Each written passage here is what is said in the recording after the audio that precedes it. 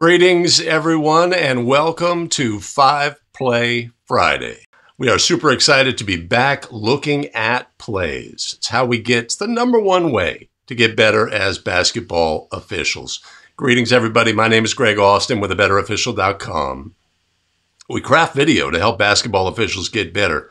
Analyzing game video is critical to our success and our development as basketball officials. Super excited you're joining me here today. Let's look at plays.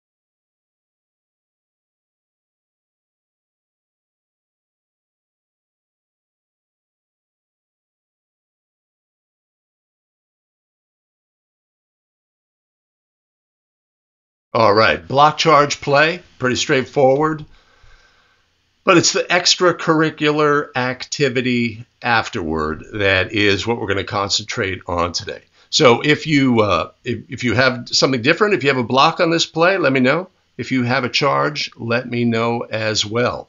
The charge was ruled, okay, and we can look at the positioning of the lead official. The key component, though, is to not run away from the scene. You have to evaluate what happens after the foul.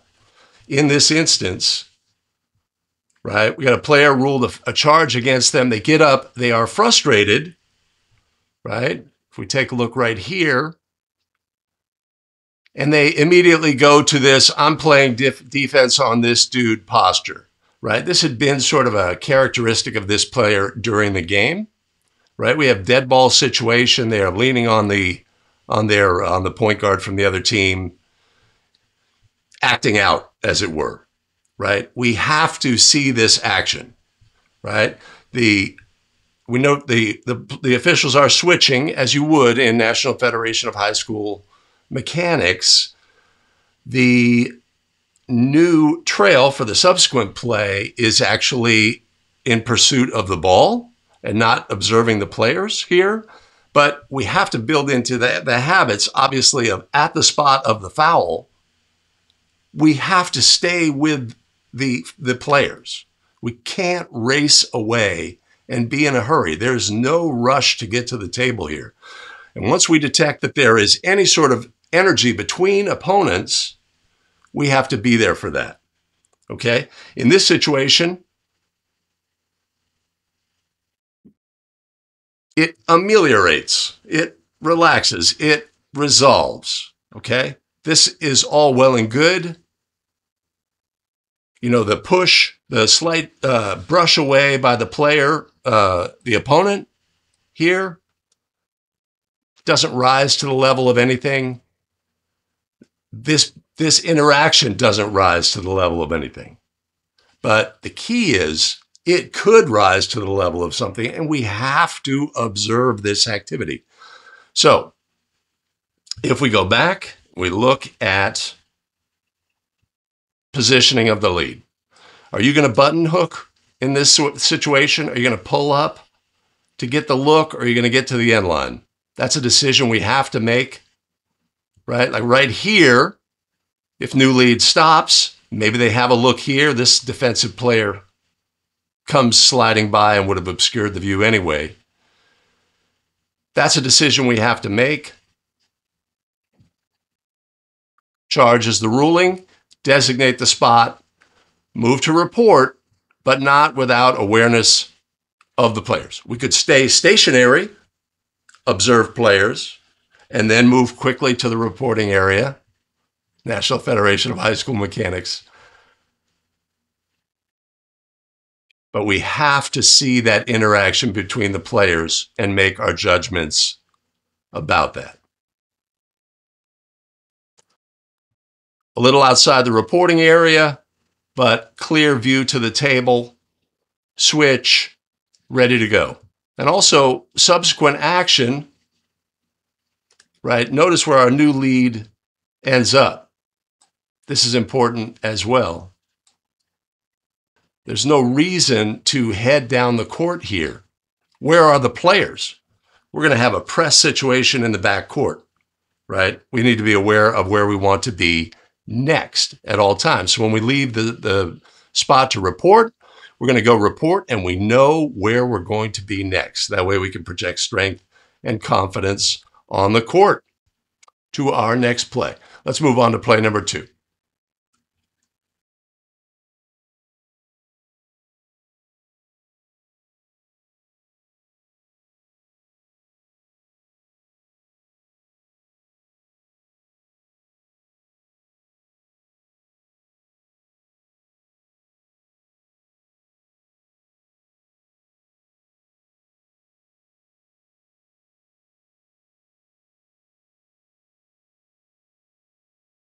All right, play at lead, multiple defenders in the lead's primary.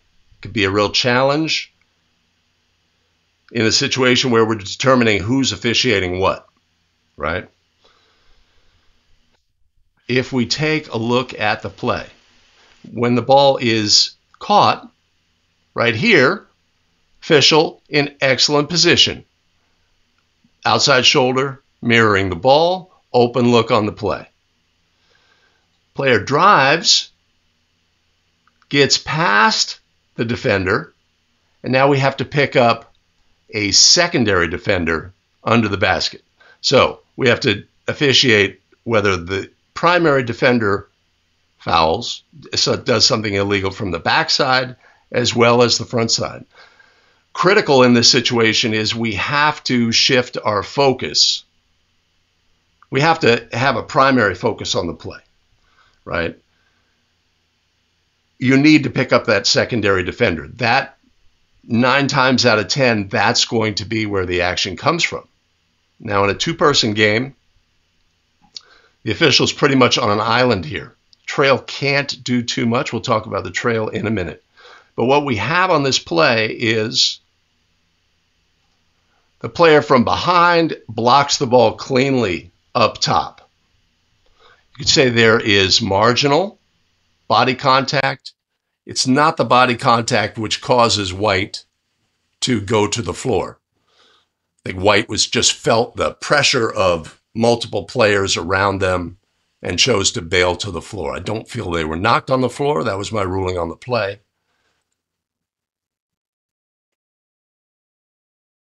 And off we go. In general, the position pretty good. You know, in watching the video, if the lead official stepped back further off the end line, maybe a little more perspective on the play. It's super challenging to officiate 2 players, one in the front, one in the back. But that's what we have on this play. We have to do the best that we can. If we were the trail on this play, where would we want to be in a perfect world to help officiate this play? In a 2-person game, where do we want to be? We want to have the angle that the camera has, right? When the ball goes from here at the top, at maybe the 28 or 38-foot line approximately, and goes to the wing, we want to step down because we're anticipating potentially a shot, etc. We want to be in a flatter position so that we can see between players. That would be our default move, and we would want to end up having the same view as the camera angle so that we could help, if needed, on the secondary defender if they went obviously from A to B, or if we saw obvious foul from the player from behind, and we'd have the look on the play. There's nothing else going on competitive, potentially rebounding action here subsequently. But we want to be in a better position as trail here so that we could possibly help. Let's see what Jason has to say. When you have multiple secondary defenders in a two-person game, which one do you pick up? I think you have to shift your focus. Once that player is beat, you have to shift your focus to that secondary defender, because that's where we anticipate the trouble is going to arise. Like I say, a high percentage of the time, that's going to be the issue, that secondary defender. If we have to open our view, and again, I wish, move back helps with that. If we step back, we need to open our view and be aware of an obvious foul from behind. But we are on an island. We have to do the best that we can. One of the issues that many officials face is the inability to transfer their vision quickly to anticipate the secondary defender, and they get surprised by that. So you have to make a judgment about the primary action. In this instance, the player pretty much got past, and we can move our attention to the front side of the play. But a great question, and it's challenging. You're going to have to look at play scenarios on their merits. Each play is going to be a little bit different, but we have to be able to pick up that secondary defender in the two-person game. We have to get better position as a trail, anticipating a play to the basket like this. As lead, potentially step back to get better perspective on the play. But in the end, right, if we look at this play, there's potentially marginal contact by the player who blocks the ball after they block the shot. On its merits, what's obvious about this play? What's obvious, right? Let's go back and look at that secondary defender, first of all. What's obvious? They are legal. They established their position, jumped straight up. What's obvious about the play? That shot was blocked. We got a block, clean, up top, everything straightforward. We like to say, Grandma, she's in the 14th row. Grandma can't see so well. Grandma can't hear so well. Grandma's there. She says, well, that guy got his shot blocked. That's an obvious block, right? We don't have to fight and find some marginal thing about the play to rule otherwise. All right. Okay, fantastic. Let's move on to play number 3.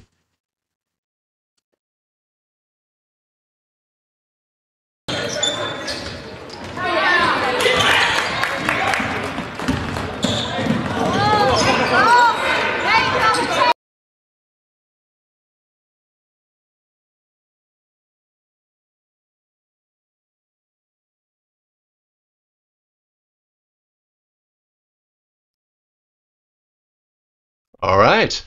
So interesting play in that there are things that could be ruled and yet there is no call.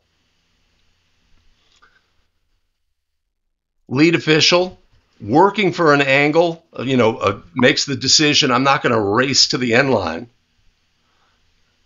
I'm not going to race to the end line and try to beat the play here. I'm going to try to find an angle on the way. And that's fine. We have to make a decision about how we can get a look at this play. If we note at the very beginning here, our trail is not helping on this play, right? Just settled here, got a good 45 feet between the ball. So the trail was no help here unless something super non-basketball obvious play. Is this a charge? Is this a block? Is this a travel? These are the decisions that we need to make. We have displacement. So first of all, is our defender legal? Let's take a look. Could say a secondary defender. All defenders are secondary. 2 feet on the floor, facing the opponent. Absorbs the initial contact. Seems to almost make a decision to move back as well, to yield, to not, embellish or flop or exaggerate the displacement on the play. but strips the ball. Also notice our ball handler with throwing the head back, right? Trying to fool the ref, draw a foul, right? These are all the things we have to evaluate. Does this play need a call, right? We have to make that decision, what kind of game we've had, etc. I'd say prior to the displacement, the ball is actually out. We're good to go. Don't need a whistle on this play. Obviously, we didn't have one in this game. Again, is our basic fundamental perspective, I want to find whistles in a game, or do I want to find the game and then put whistles in as necessary? That's one of our decisions we have to make as basketball officials. It's always going to be based on the situation in the game, etc., the temperature of the game. These are all variables. Given our circumstances right here, we could hustle a little bit more. In the end, the look would close. Yeah, if we got a little more, we could have a better look. But in the end, it closes up. We would look for that late arriving trail. If there's any like rake across the arm that leads to the ball coming loose, the trail would be our only hope on that. It's a transition play. In the Wild West of two-person officiating, we've got to do the best that we can. That's the look we had, and I think we end up with the correct call. How's our video quality? One of the things with this show that I want to do is, unlike live Zoom calls, etc., the video gets processed down, it gets chunky, etc. I want to have a show where we have great video quality, that it's clean, smooth, and effective. So give me a shout and let me know if that is happening. Okay, we're moving on. Play number 4.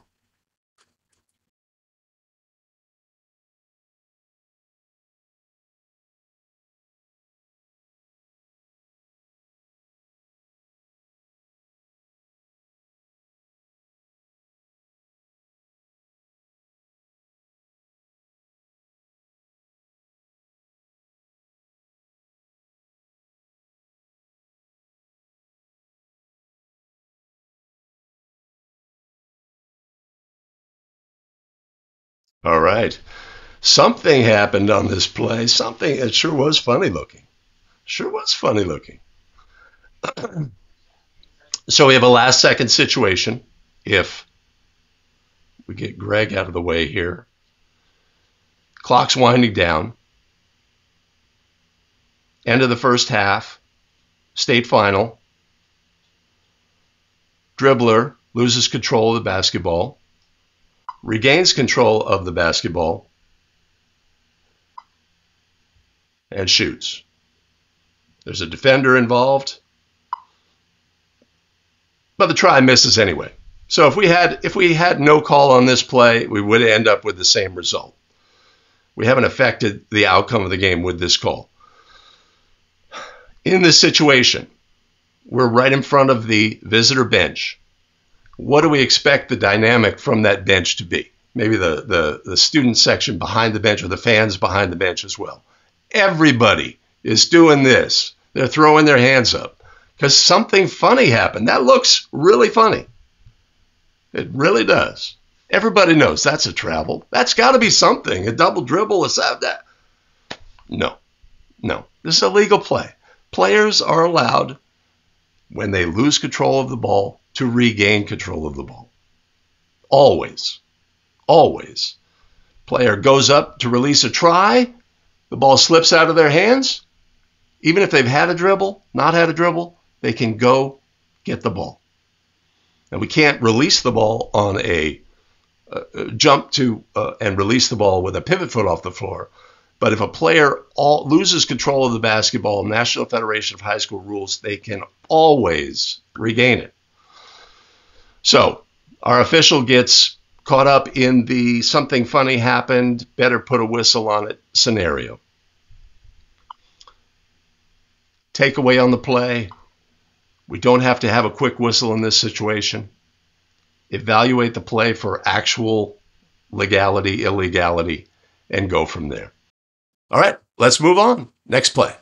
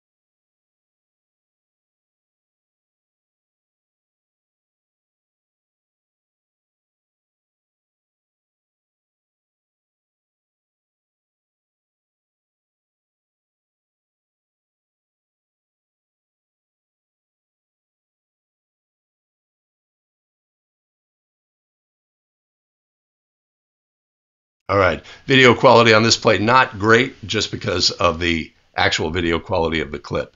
So we have a jump ball situation, ball becomes loose, two players tie up, and we are going to re-jump. Couple of things, we are, I think, in Minnesota on this one where they play 18-minute halves as opposed to quarters. So that's the situation, but this is a high school game. I don't know if these are collegiate officials.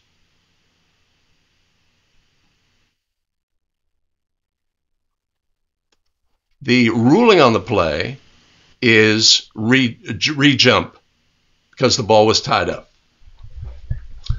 So we had the officials are making a judgment in this case that there was no initial control by either team that would set the possession arrow and lead to, if we had a held ball subsequently, right? They're making the judgment that we are going to re-jump this. If we watch the head coach here, the head coach knows the rule.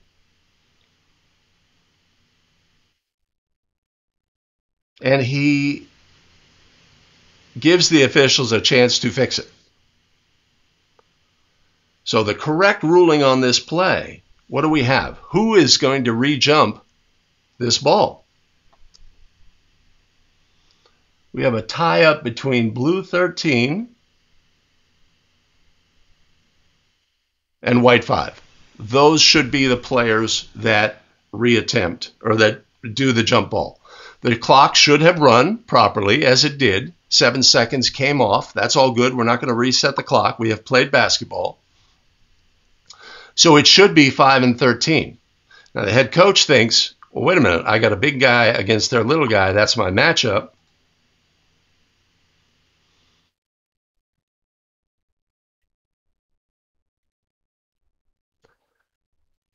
But we re-jump between the original jumpers. So at other levels, anybody could handle the jump ball. I don't know about NCAA men's. I know NCAA women's. But our original jumpers are jumping, and that is incorrect. Head coach could be saying, hey, white had the ball, and then we tied them up. It should be our ball. Or, hey, this jump was between those two players, and I had the advantage there.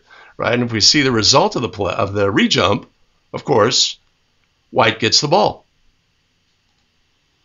Now, it's the beginning of the game.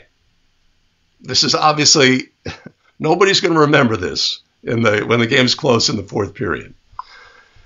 But it does bring up a few issues. Number one is, are we really ready to officiate the game at the opening jump? That's a question I always ask because obviously I've experienced it myself. I'm ready. I'm ready. I'm ready. Ooh, boy, I'm ready. First play happens. Oh my gosh, I wasn't there. I got confused, whatever. Life happens, comes at you fast. So that's the first question. Are you really ready to officiate? And the second is what is your approach in this situation, right? we're getting clues that we may be doing something wrong, right? We're getting information from the coach. Coach may be right, may be wrong, but we're getting information. We have the opportunity to just slow down, right? We could slow down and say, hey, partner, do we have the correct jumpers on this one? Something to help slow the crew down so that even if I'm not sure, right, the coach is saying it should, hey, no, white 5 should be jumping. And we're like taking that information in. We're not quite sure. What's the rush? What's the rush? Hey, partner, do we have the right jumpers? Right? We could do that. We could just slow things down and give us a chance to say, oh, wait a minute. Oh, yeah. Oh, yeah.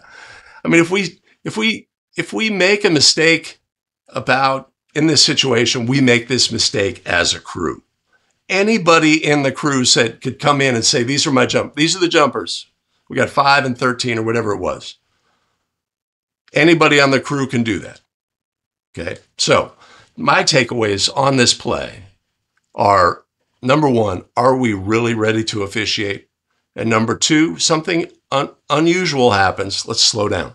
Slow down and communicate. What's the downside? Slow down and communicate. And now let's move on to our very next play.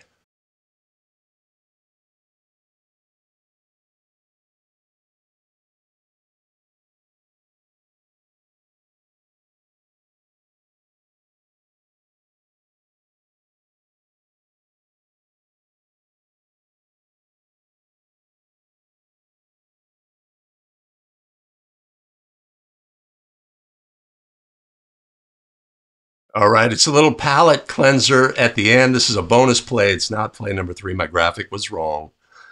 But we have a super exciting situation. What do we have? Black, visitor, down by 2. Final seconds. What do we got? 3.4 seconds when the try is released. It goes in. White, length of the court heave. Ball goes in the basket. Exciting finish. Love to have a finish like this in our game. Always, always. There's something about this play that I think is a super important, besides the fun of it, right? We love these scenarios in our games. We love that black made the play to score. We love that white made the incredible shot and that the fans went wild and we had a perfect natural conclusion to our game. We're not in the game here, right? But there's something that happens on this play that is super critical for basketball officials so that when they get into their end of game situations, they are dotting I's, crossing T's, and getting things right. So let's watch our center official when the goal is scored here. Boom. Immediately looks at the white coach. Do you want a timeout? We have no time to waste. If you want the timeout, we have got to get it now. We've got to have a look potentially down the court at the clock when they request, right? We have to have that. We have to have that number. But that head turn, boom, fantastic, fantastic, right? That is the habit that you want in that situation, right? We'd expect maybe the trail to open up and do that, but the center doing that, he sees immediately that they do not want a timeout. That's something we absolutely want to add into our arsenal so that when this situation happens, if that coach was there, timeout, timeout, timeout, and we miss it, then we don't have that natural conclusion to the game. You know what I'm saying? I mean, let's say the shot misses or whatever. So always be hyper aware of timeout requests in these late game situations and the number on the clock so that we can get the timing right. Also, so our trail on this play, right? Trailing the play, our only real question here, you know, assuming the shot would have missed, let's say, is whether or not there was contact here, any illegal contact. Who's going to have that look? The center official. Well, let me break out my little arrow here. the center official has to have a look on this play. This is where the game is, right here. It's all right here. I am going to wrap it up. This doesn't have to be a forever discussion. I want to get this. I want to be consistent here, producing weekly content so we can look at plays and extract.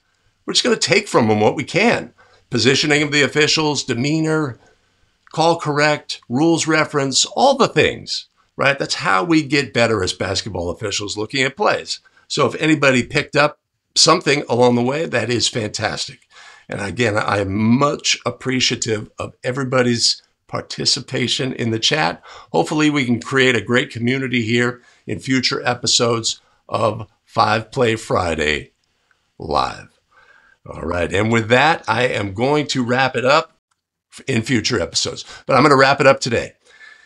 Appreciate everybody joining us for 5 Play Friday Live. Look forward to seeing you next Friday at 7 a.m. And I'm going to say peace out.